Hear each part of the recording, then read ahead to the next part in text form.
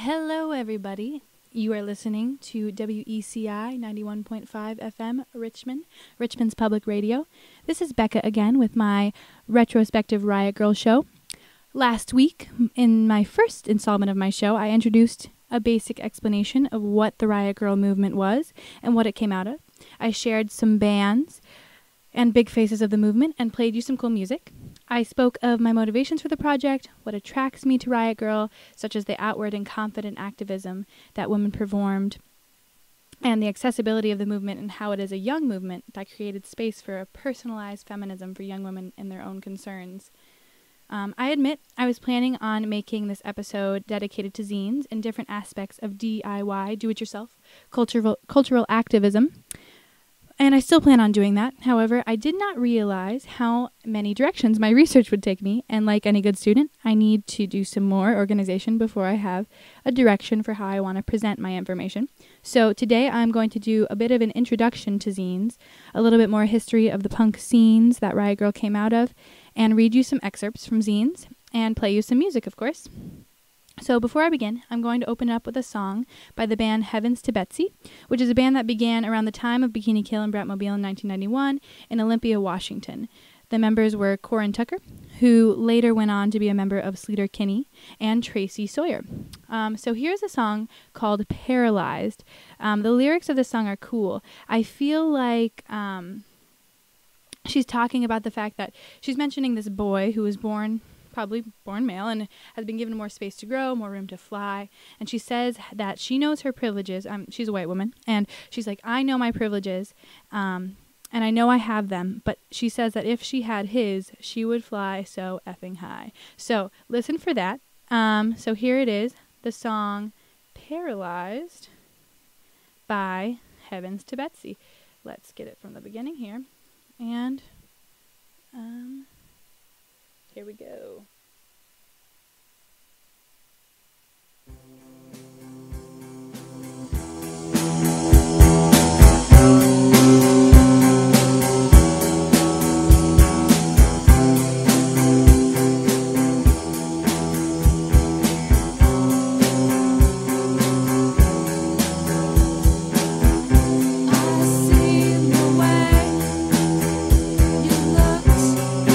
At the sky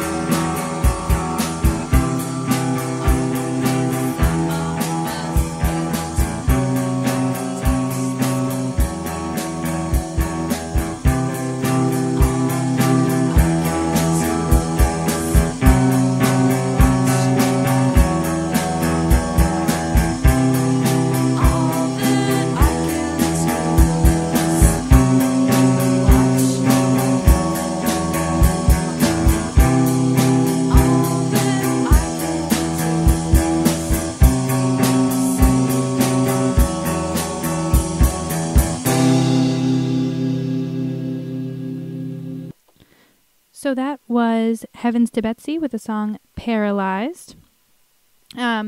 So there were 3 primary modes of expression in the Riot Grrrl movement: the bands, the meetings, and the zines. The zines were mini magazines with a do-it-yourself ethos, cut and pasted with scissors and glue, lots of doodles, lots of media images reconstructed and designed to challenge their own messages. Stories, poems, songs, graffiti-like things, you name it. These multi-genre little books were shared and distributed at shows, and they were either free or cost $1 or $2 for the production cost for Kinko's printing and such. These zines used the representations of things. They used the strategy of punk and countercultural movements as they subverted the mainstream media representations of things and did what they could to produce their own things that evaded the capitalist and hegemonic consumer mass media.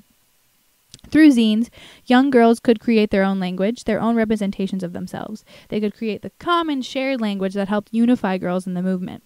Erica Reinstein said in her zine, Fantastic Fanzine, that she liked zines and the attitude of Riot Grrrl against the media. Manifestos were, as I read to you last time, I read to you the Riot Grrrl manifesto written by Kathleen Hanna, but a lot of girls who wrote zines made their own manifestos, and there was kind of this no rules aspect to it. You could make Riot Grrrl anything you wanted for yourself. So she made her own manifesto, and I'm just going to read you a section of it because I actually forgot to mark it down in this book. Anyway, so here is just a section of it. This is hers, Erica Reinstein's. Because we girls want to create mediums that speak to us. We are tired of boy band after boy band, boy zine after boy zine, boy punk after boy punk after boy punk. Because in every form of media, I see us, myself, slapped, decapitated, laughed at, trivialized, pushed, ignored, stereotyped, kicked, scorned, molested, silenced, invalidated, knifed, shot, choked, and killed. And because every time we pick up a pen or an instrument or get anything done, we are creating the revolution. We are the revolution. Zines for Riot Grrrl were a way to look at feminism and present it through a punk rock lens and became an important type of cultural activism for the movement. So with recent growing interest in Riot Grrrl, as a historical movement, the feminist press published this really cool collection of different pieces of Riot Grrrl zines in 2013. That's what I was just searching through. This includes zines like I Heart Amy Carter, Gunk, Girl Germs, Outpunk, etc. Zines were a kind of the foundation for the movement rather than music, I think, because they included a lot more people. Anyone could be in a band, and only some of them did, but anyone could make a zine, and a lot of people did. The members of Bikini Kill and Bratmobile put out many different zines. Riot Grrrl, before being the title of the movement, was actually the title of a weekly zine. Bikini Kill, before being the name of their band, was the name of their zine. And in the first Bikini Kill zine, they open it up by saying, and I quote, this is from the Riot Grrrl collection. So this is just from an intro of the first published Bikini Kill zine. So it says, Bikini Kill is a band, and this is our little thing to give out at shows, etc. And then there's the revolution. Bikini Kill is more than just a band or a zine or an idea. It's a part of the revolution. The revolution is about going to the playground with your best girlfriends. You are hanging upside down on the bars and all the blood is rushing to your head. It's a euphoric feeling. The boys can see our underwear, and we don't really care. I'm so sure that lots of girls are also in revolution, and we want to find them. Sure, our revolution has a lot to do with making ourselves important enough to start a revolution, but we also don't care about this, because what makes us feel good without hurting others is good. This society isn't my society, because this society hates women, and I don't. This society doesn't want us girls to feel happy or powerful in any way. My girlfriends help me stop crying and start looking towards what's important, revolution. My girlfriends know about the revolution, sex. My girlfriends aren't owned by me, but have cringing, choking on boy common, revolution. My girlfriends want revolution, girl style now. Being a sexy and powerful female is one of the most subversive projects of all. We are the priestesses of a new kind of power, oh yeah. We know we are not like this due to any weird gene formation or luck or trick. We are how we are from working together with our eyes open and having experience and getting help from our moms and friends. We vow to struggle against the J word, jealousy, the killer of girl love. We are not special. Anyone can do it. Encouragement in the face of insecurity is a slogan of the revolution. So this is from the beginning of the Bikini Kill zine, and it says a color and activity book below, but it's got different kind of sections like this, different kind of poems, song lyrics, doodles. There's a lot of doodles around this, like a woman laying on a couch, a bomb, a firecracker kind of thing. So yeah, that's kind of something that you'd find in a zine like Bikini Kills. And with that, let's take a break from my voice for a second. So here are a couple songs by Bikini Kill, the band, not the zine. So here is Feels Blind and Suck My Left One. Here we go.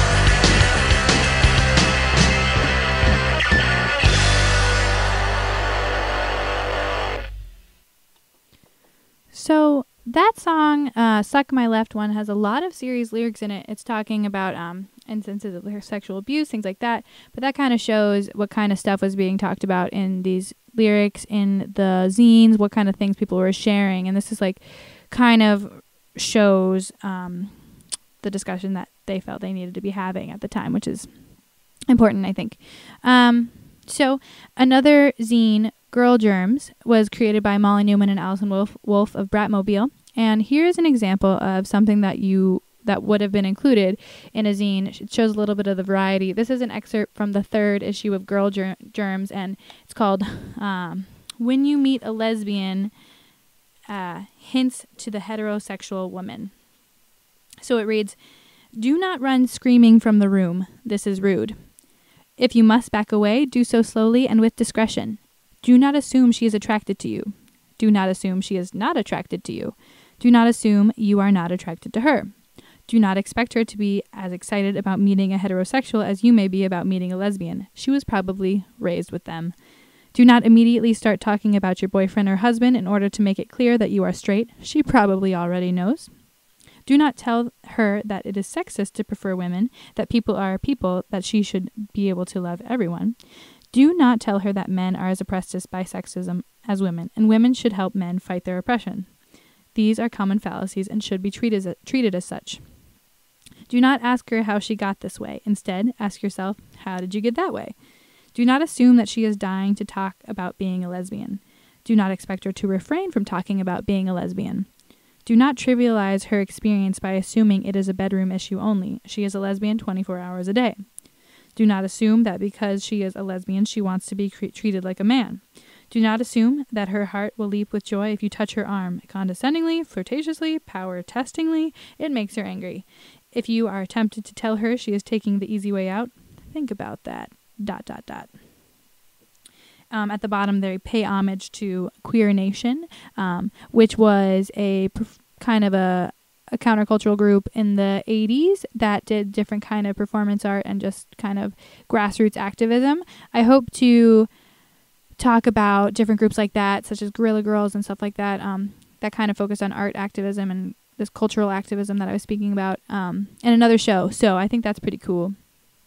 But anyway, that's the kind of thing that you'd find. There are different kind of genres of zines too, like queercore zines, all this kind of stuff. So to segue a bit from the creator of Girl Germs, here is Bratmobile with Love Thing.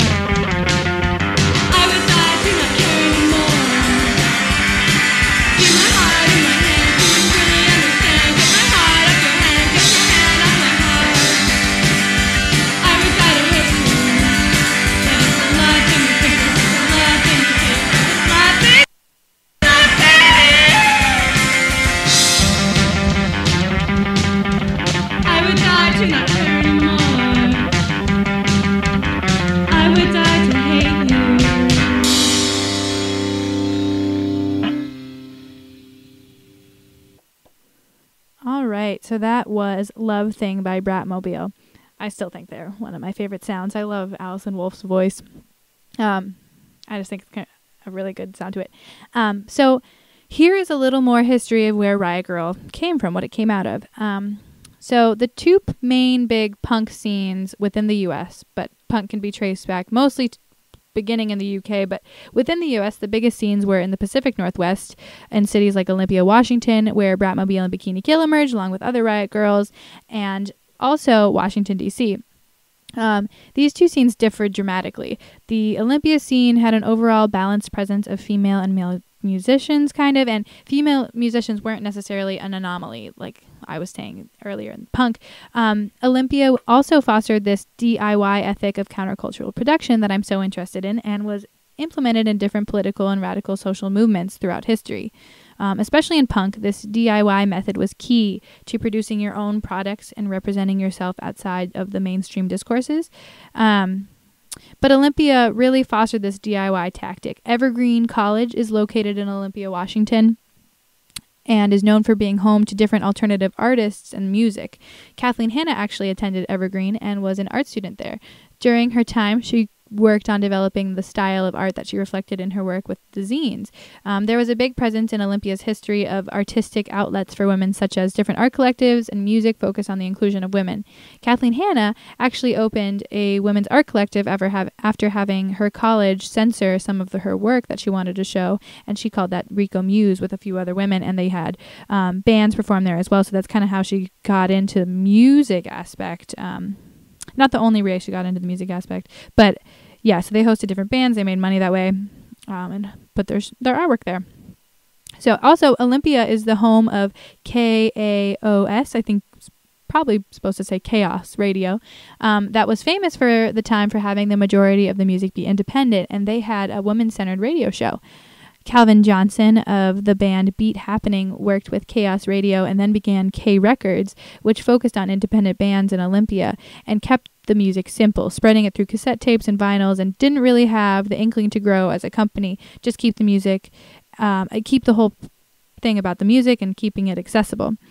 Calvin Johnson's band, Beat Happening, was a big influence on riot girl bands around the Olympia area and was actually the uniting factor for Alison Wolfe and Molly Newman in Bratmobile, and they became friends because they both loved Beat Happening. According to Julia Downs, who is a riot girl writer, she said Beat Happening encouraged its audience to build supportive, non-competitive communities, creating an atmosphere and message that opened up creative opportunities and possibilities for many women and girls who were later involved in Riot Grrrl. That was a quote. I said that Bratmobile made playing music look easy and made it accessible, and Beat Happening did the same and encouraged people to try it out for themselves to make bands. So here are a few songs by the Beat Happening. Where I'm going to be playing you Our Secret and Indian Summer. So here we go.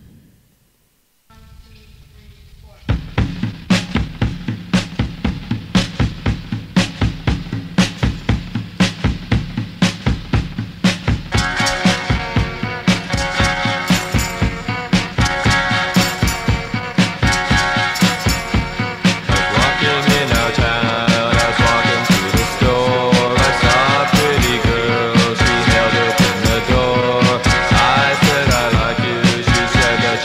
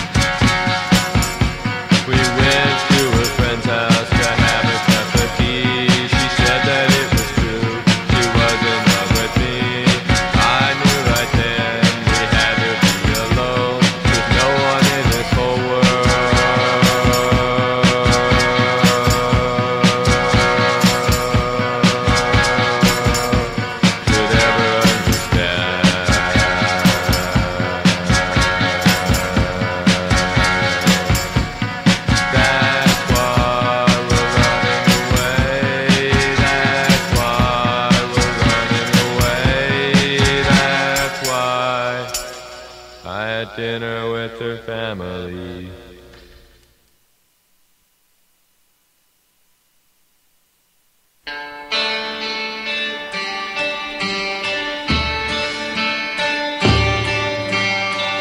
Breakfast in cemetery, boy tasting wild cherry, touch girl apple blossom, just a boy playing possum. We'll come back for Indian summer, we'll come back for Indian summer, we'll come back for Indian summer, run a separate way.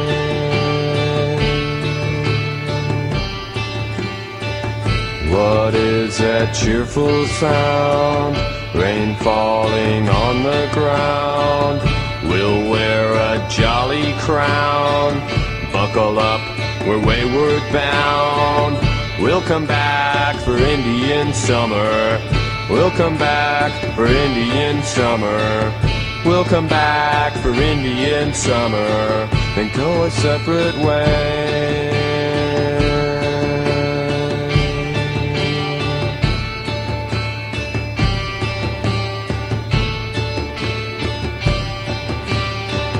I touch your hem, you say, let's stroll down Martin Way, pick plums, abandoned farm, who let norms come to harm. We'll come back for Indian summer, we'll come back for Indian summer, we'll come back for Indian summer, then go our separate ways.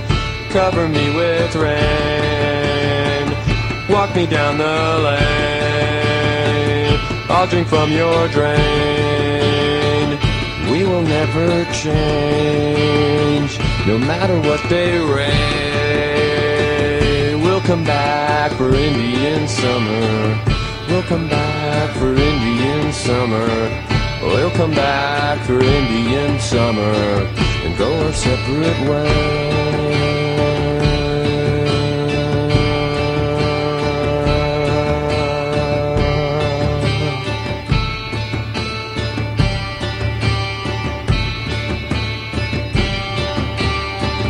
Motorbike to cemetery, picnic on wild berries, French toast with molasses, croquet and baked Alaskas. We'll come back for Indian summer, we'll come back for Indian summer, we'll come back for Indian summer, cover me with rain. Alrighty, so that was Indian Summer and Our Secret by the band Beat Happening.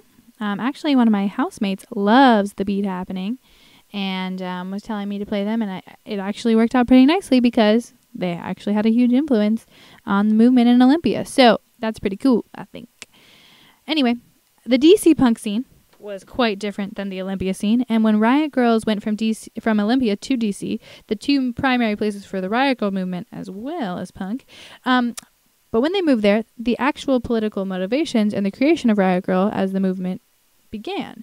The DC scene had a more fast-paced and aggressive way about it. Most of it was male-dominated. It had a straight-edge ideology, most of all, primarily.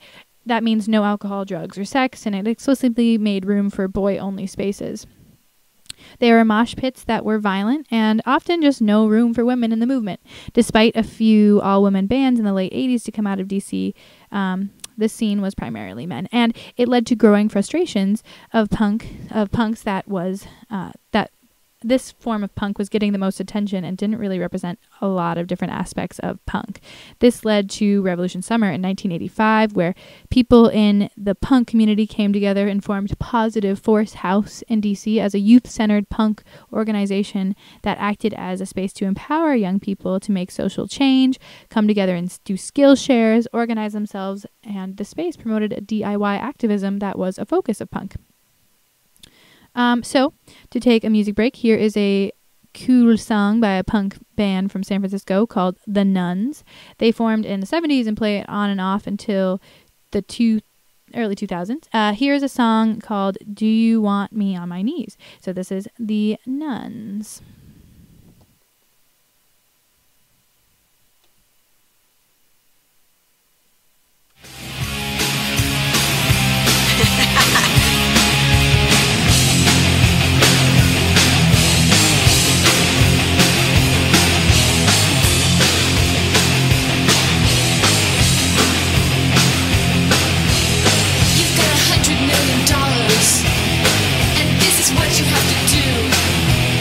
You've got $100 million, and nothing else will satisfy you.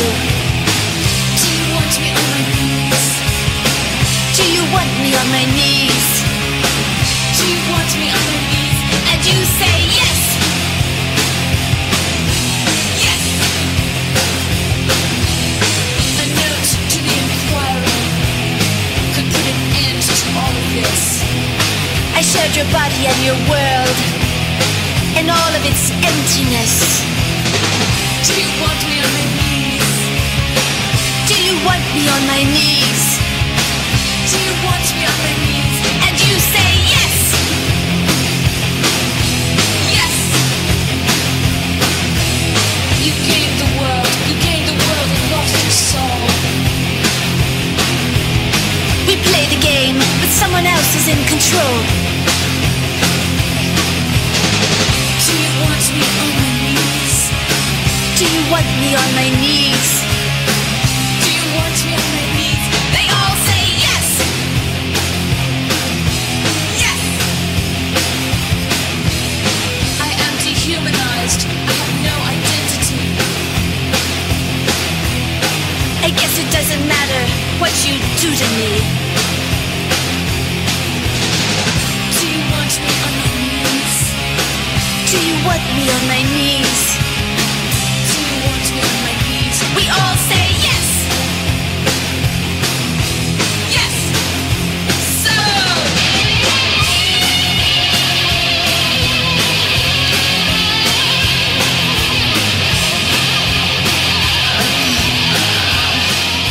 Like this?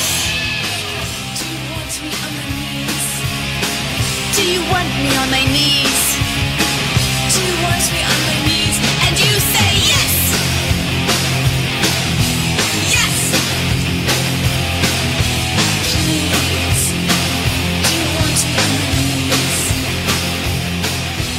Please. So, I'm trying to do a little bit of like transition things that I don't know if they're working out so well. So, maybe I should stop because I feel like it's creating some silence here and there. But yeah, so that's the Nuns. People have said that they were a big influence. Like when I played last time I played the Slits, that's a musical group that was ahead of Riot Grrrl that did have like all women. This group has mostly women, the Nuns. Yeah, so anyway, there was another band from DC called the Nation of Ulysses that was similar to Beat Happening in the ways that it focused on the empowerment of younger people to become involved in their own productions of music and art. They inspired a kind of revolution of an anti-adult-centered world. They expressed through their music and different manifestos that they wanted a radical youth-centered community that created their own spaces for art and music and such, and made their own languages to do so and to provide power to their words, their own style, etc. Toby Vale, a member of Bikini Kill and one of the founders of Riot Grrrl, has said that Nation of Ulysses was an influential group in the ways that their goals were paralleled for young women, especially in Riot Grrrl. I'm not going to play a song right now by them because I'm taking a little longer than I thought I would, so I'll save it until the end. If I have enough time, I'll play some Nation of Ulysses. But anyway, in the punk scene, but in the DC scene especially, there was a strong frustration among many women in punk that they felt like they were being disenfranchised in a subculture that they were a part of. So they formulated a movement for a subculture kind of within a subculture, I guess you could say. This was something that people were asking for, a space for women in punk music. And when bands like Bikini Kill came around, they were well received and kind of organically had a following. It was through the creation of fanzines and zines in this DIY style that girls interested in the Riot Grrrl movement could gain access. Before the internet, this was a way girls communicated. similar to pen pals. They fostered a certain intimacy through these zines that fostered this girl love idea that I spoke of last time, a way to combat the ways girls are often pitted against one another. This kind of radical politics of intimacy stands out in Riot Grrrl as being one of the key aspects of this movement. I'm going to play a song right now, actually, by La Tigre, just to have another song be played. And so this song is called Just My Kind. So here it is.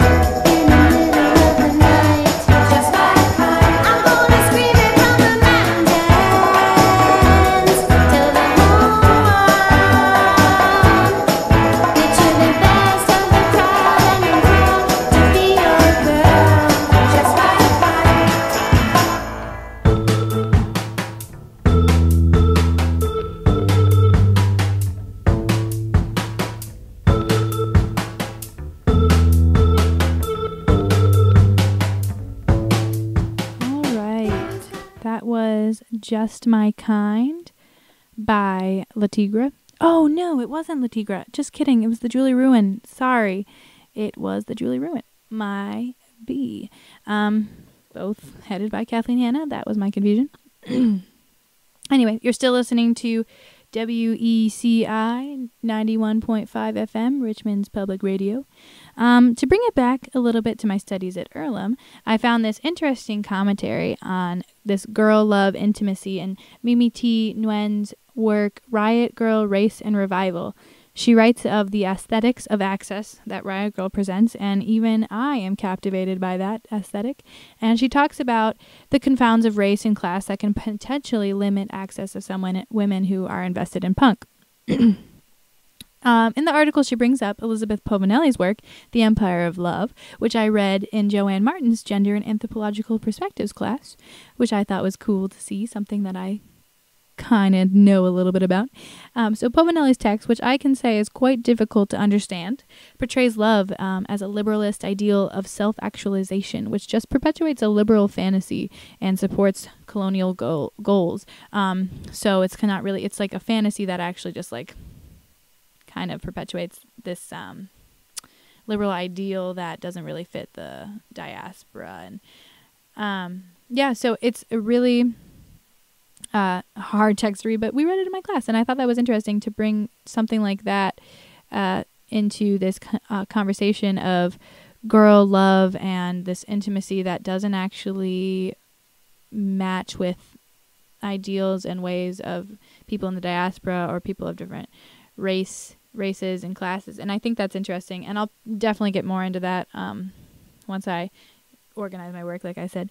But yeah, it's cool when you have things from your classes that you wouldn't have thought to bring to the discussion of Riot Grrrl. So that was neat. But there is that aesthetic of the zines, the cut and pasted in my bedroom look and feel that promotes a feeling of intimacy, that girls were sharing their deepest secrets, like sharing their diaries, which I think did provide that solidifying force of friendship and like these friendship builders of like sharing your deepest secrets for some women.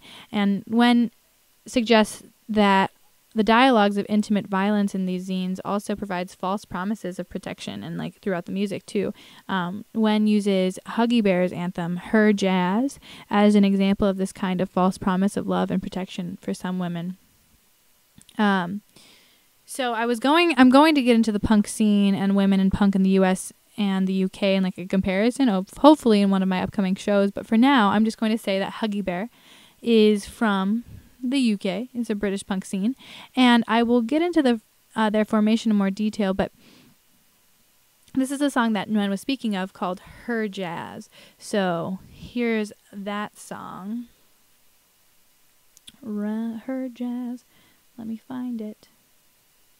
Here we go.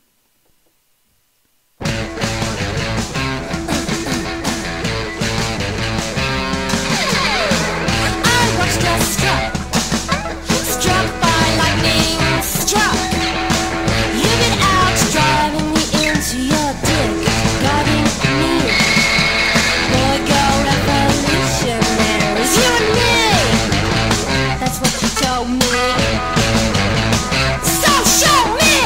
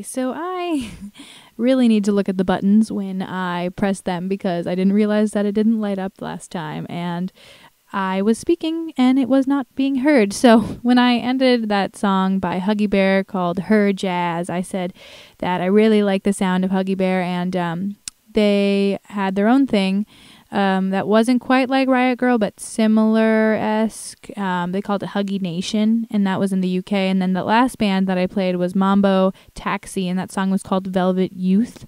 So I am sorry about that silence right there. But anyway, buttons are really hard. Technology can be really hard. But so back to Zines and Riot Grrrl. From the DC organization of Riot Grrrl, they went back and forth from Olympia and to DC and kind of found their following and like the main people of the movement. And May Summer and Erica Reinstein created the Riot Grrrl Press, which was a way to distribute zines, other people's zines. And Riot Grrrl Press ended up distributing a variety of zines that were lots and lots of zines, like more than like 70 or so. And they were ranging from different topics such as like coming out, sexual abuse, dealing with high school, like self-harm, body image, women of color, feminism, you name it.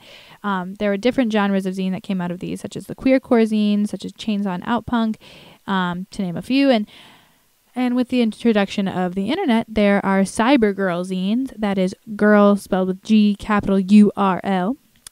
There are still print zines that are used as activism tools as well. Our campus has employed the use of zines many times, including The Beat, which is BDS's zine. I mentioned it last time, but it's cool. Yeah, so there's also this person, Elke Zobel, and I don't know if I'm pronouncing their name right, but they've been writing about Riot Grrrl and zines for a while, and they exhibited mostly when zines are discussed and looked at, their focus on the Anglo-American zines and subcultures such as Riot Grrrl. However, zines and the DIY cultural activism that they exhibit have been created around the world. Zobel created a girl zine network that provides access to zines from all over the place, and that it can be found online. And the girl zine database, you can find it, just Google Girl Zine Network, and it's the first thing to pop up, and that is girl with 3 R's. So I'm wrapping it up. For the next show, I hope to bring in more focused discussion about the inclusivity of zines and how that interacts with different genres of zines targeted toward different audiences. I plan on looking at the historic uses of like performance art and art for activism, and I'm going to get loads and loads of information that I've conjured up and organize it so that I can better do these topics justice, because I'm a little tongue-tied sometimes, and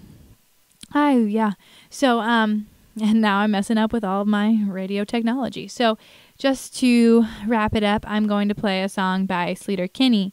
Sleater Kinney has Corin Tucker in it, Carrie Brownstein, and let's see, who is the other? Carrie Brownstein, who is in that show Portlandia, and Janet Weiss. Anyway, they are very popular in the Riot Grrrl movement. And people kind of think of them as Riot Grrrl band. They just came out recently, or are coming out with a new CD, so they're still around.